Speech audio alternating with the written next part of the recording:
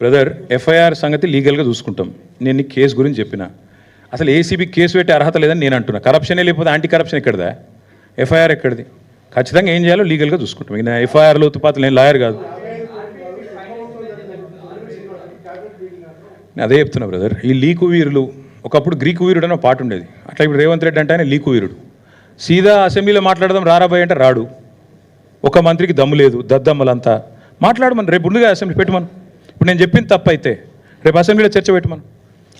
అంతపాటి సిపాయిలు అయితే నిజంగానే నేను చెప్పింది తప్పు అయితే రేపు అసెంబ్లీ ఉంది కదా, పెట్టమను. అసెంబ్లీలో చర్చ పెట్టమను. వీళ్ళందరికీ ఇప్పుడు నేను వాస్తవాలు చూపెడతాను. వాళ్ళ వాస్తవాలు ఏందో వాళ్ళు చెప్పను. ఇప్పుడు ఆడ 4 గోడల మధ్యలో మాట్లాడు ఎందుకండి? 4 కోట్ల మంది ప్రజల ముందు మాట్లాడదాం. ఏం స్కామ్, మన స్కామ్ మాట్లాడదాం. బ్రదర్, నేను మళ్ళీ చెప్తున్నా, మనం సగం కట్టినాం వాళ్ళకు. 55 కోట్లు ఏదో కట్టినాం, 55 ఎంతనో కట్టినాం. నాకు సరిగ్గా యాదకి సంవత్సరం కింద ముచ్చట. ఇక లాస్ట్ 1 ఇయర్ అంతా కొట్లాటనే కదా, మీరే చూస్తారు కదా. సరిగ్గా పేపర్లు అన్నీ ఉన్నాయి కదా, పేపర్లు అన్నీ ఉన్నాయి, కాగితాలు అన్నీ ఉన్నాయి, పైసలు ఎన్ని పోయినాయి, ఎన్ని ఆడ ముట్టినాయి, లెక్కపత్రం ఒక్కొక్క అనా పైసతో సహా ఉంటుంది. ఎట్లా పోతుంది? మిగతాది ఇంకా కట్టాలి అన్నారు. 50% కట్టిరు, 50% కట్టాలి అన్నారు. ఆ లెక్క ప్రకారం మేబీ అనదర్ 50-55 crores ఉండొచ్చు.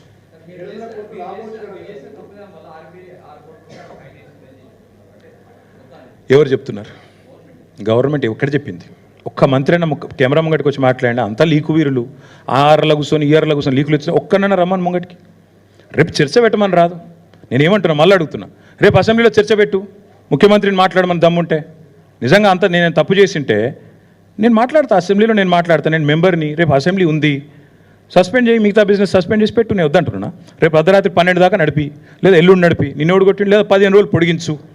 మొదలు 10 రోజులు అవసరమైతే అన్ని ప్రజా సమస్యలు కూలంకషంగా మాట్లాడదాం. రైతు భరోసా, 6 గ్యారంటీలు అన్నీ మాట్లాడదాం. లాస్ట్ 5 రోజులు నీ ఇష్టం. ఒకరోజు ఇది పెట్టు, ఫార్ములా ఇవి పెట్టు, ఇంకో రోజు లగచర్ల పెట్టు, ఇంకో రోజు ఫోన్ ట్యాపింగ్ అంటున్నావు అది పెట్టు. నీ ఇష్టం అనేది పెట్టు. నిన్ను ఎవడు ఆపిండు? పెట్టు. We are ready.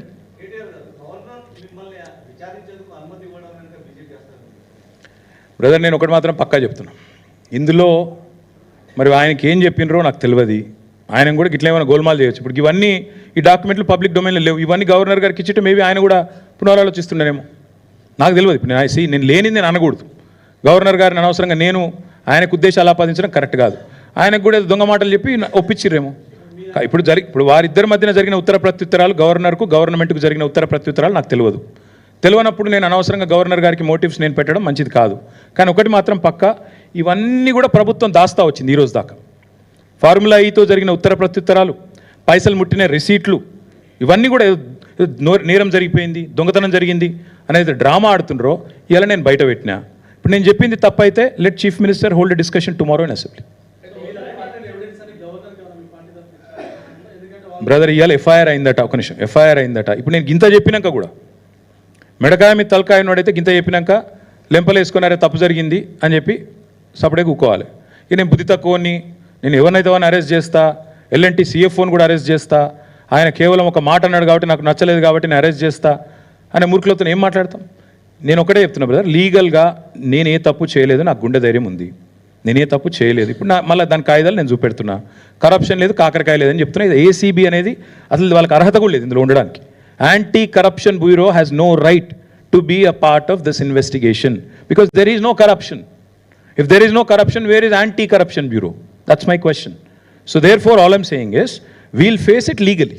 Whatever it is, we'll face it legally and politically. Thank you. It's all I'm over there.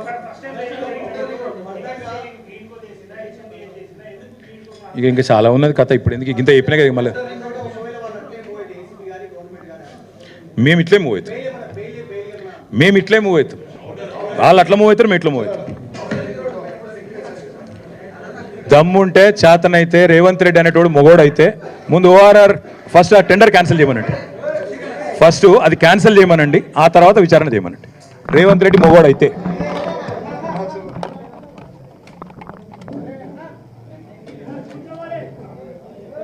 ఎట్లా మూవ్ అవుతారు, మేము ఇట్లా మూవ్ అవుతాం. దమ్ముంటే చేతనైతే రేవంత్ రెడ్డి అనేటోడు మొగోడైతే ముందు ORR ఫస్ట్ ఆ టెండర్ క్యాన్సిల్ చేయమనండి. ఫస్ట్ అది క్యాన్సిల్ చేయమనండి, ఆ తర్వాత విచారణ చేయమనండి. రేవంత్ రెడ్డి మొగోడైతే ఈ 4 గోడల మధ్యన 4 సన్నాసులు మాట్లాడేందుకు 4 కోట్ల ప్రజల ముందు చర్చ పెడదాం. దూద్ కా దూద్, పానీ కా పానీ అవుతుంది. ఊకే లొల్లేంది బొబ్బేందని అడిగినాం. కానీ ప్రభుత్వం ఎంత భయపడుతుందంటే ఇక్కడ వాళ్ళకు కూడా తెలుసు విషయం, ఇందులో ఏం లేదు, చేసేది లత్కోరు పని కాబట్టి సాటుమాటుకు చేయాలి తప్ప ఓపెన్గా చేస్తే ఇజ్జత్ పోతుంది. అందుకే తప్పించుకోలేక మింగలేక కక్కలేక ఓపెన్గా ఇలానే అసెంబ్లీలో కూడా అడిగినా, పెట్టు దమ్ముంటే చర్చ పెట్టు అసెంబ్లీలోని స్పీకర్ గారిని అడిగినా, చర్చకు రారు. నిన్న రేవంత్ రెడ్డికి ఉత్తరం రాసిన, ఏదో కేసు పీస్ అంటున్నావు కదా, పెట్టు చర్చ అసెంబ్లీలో దమ్ముందా అని అడిగిన, పత్తలేదు. ఇక రేపో లేకపోతే ఎల్లుండో ఆయనతో అసెంబ్లీ ఏదో నడిపించినట్టు చేసి తూతూ మంత్రంగా మైకులు వలిగేటట్టు ఏదో సేమ్ సోది ఉపన్యాసాలు చెప్పి అవతల పడతారు తప్ప ఈ విషయం మీద చర్చించే దమ్ము ప్రభుత్వానికి లేదు. అసలు ఫార్ములా ఈ ఏంది, అసలు హైదరాబాద్ ఈ ప్రీ ఏంది, అసలు జరిగింది ఏంది.